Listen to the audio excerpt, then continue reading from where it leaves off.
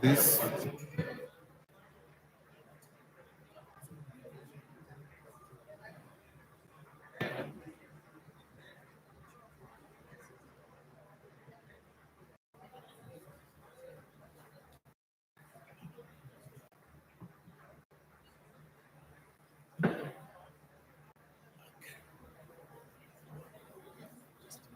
Honorable members, welcome back after the weekend. Order number 1, administration of oath. Order number 2, communication from the chair. Welcome back. Order number 3, messages.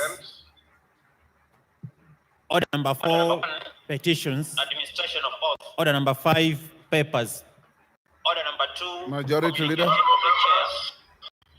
Welcome back. Order number 3. Order number 4. Honorable Speaker, I beg to lay the following papers on the table of the House today, Tuesday, June 25th, 2024, morning sitting. Sessional paper number 4 of 2024 on the National Alternative Dispute Resolution Policy from the Office of the Attorney. Honorable Speaker, I'm rising to you under Article 93, Sub-Article 2 of the Constitution. Honorable Speaker, Hold that. I just want you to... Just hold on, Wandai. Take your seat. Okay, sorry. Just hold on.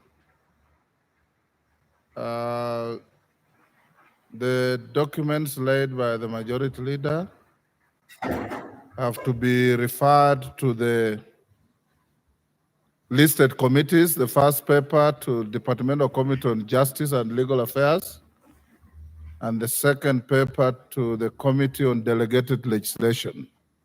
Go ahead, Wandai. Yes, Honorable Speaker, I want to refer you to the provisions of Article 93, Sub-Article 2 of the Constitution, very, very briefly. And if you allow me, I'll read. The National Assembly and the Senate shall perform their respective functions in accordance with the Constitution. Honorable Speaker, if you go further to Article 108, Honorable Speaker, of the Constitution, especially 108 Sub-Article 1, where it clearly provides that there shall be a leader of the majority party and leader of the minority party. It goes further at Sub-Article 3, Honorable Speaker, to say leader of the minority party shall be the person who is the leader in the National Assembly of the second largest party or coalition of parties. But finally, at Sub-Article 4, it provides the order of precedence in the National Assembly, which is obvious, Honorable Speaker. It's the Speaker, the leader of majority, and the leader of minority.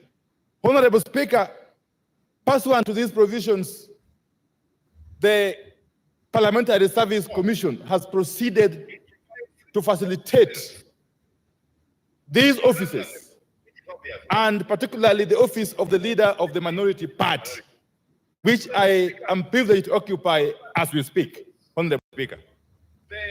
Honorable Speaker, part of the facilitation of that office is the enabling of the office to hire officers. As a matter of fact, the Commission has facilitated my office to hire officers. In fact, it has hired for me officers to serve in the office of the leader of the minority party, to enable that office to perform its functions effectively, Honorable Speaker. And I believe that is the case with the office of the leader of the majority party and other offices in the National Assembly. Honorable Speaker, one of the officers in my office is the person holding the office of the policy analyst. Honorable Speaker, the policy analyst in the office of the leader of minority party plays a very, very crucial role in enabling the holder of that office to perform his work. Honorable Speaker, on the eve of today's sitting, specifically this morning, Honorable Speaker, at 2:20 a.m. this morning, I was called by the policy analyst in the office of the minority leader, one Gabriel Owiti Oguda. Gabriel Owiti Oguda, that is the policy analyst in the office of the leader of minority. He called me this morning under distress that there were people, in fact he called them cops. I think cops means policemen. At his gate, breaking into his compound.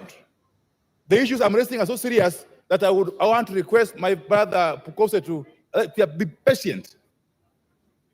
Honorable Speaker, Mr. Gabriel Oguda called me at 2:20 a.m. this morning, informing me that there are people at his gate who were breaking into his compound.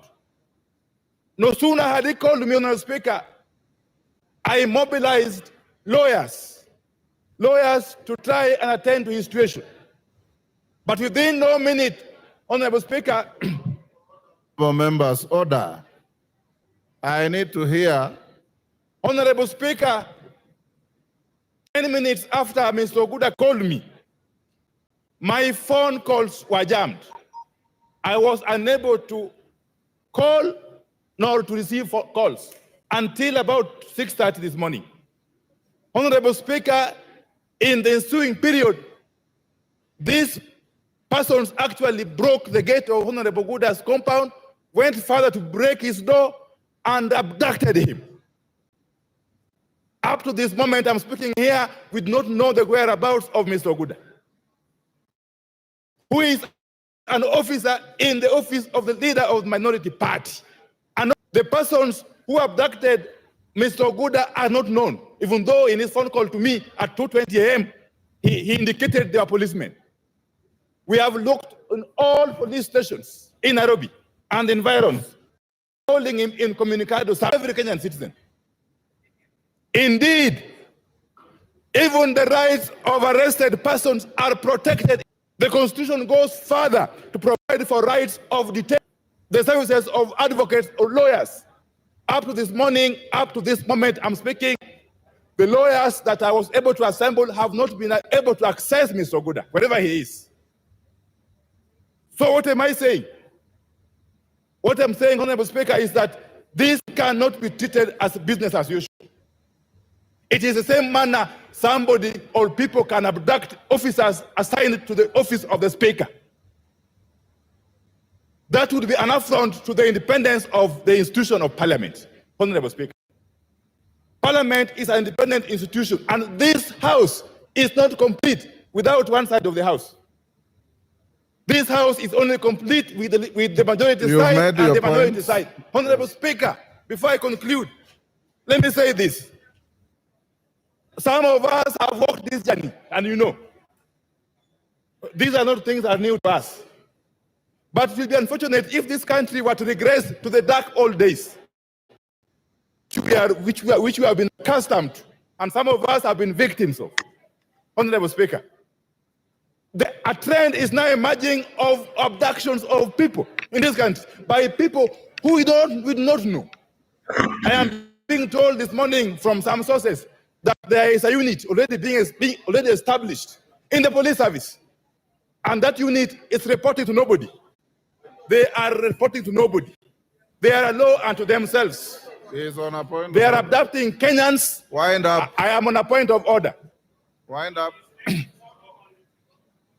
What is itching, Honorable Sirma? Order, honorable members. Order.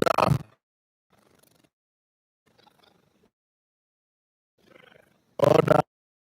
Can I allow him to prosecute my case? He seems to know more. I'm hearing what. Go on. I'm hearing what you are saying. Yeah, this is. Clerk, you can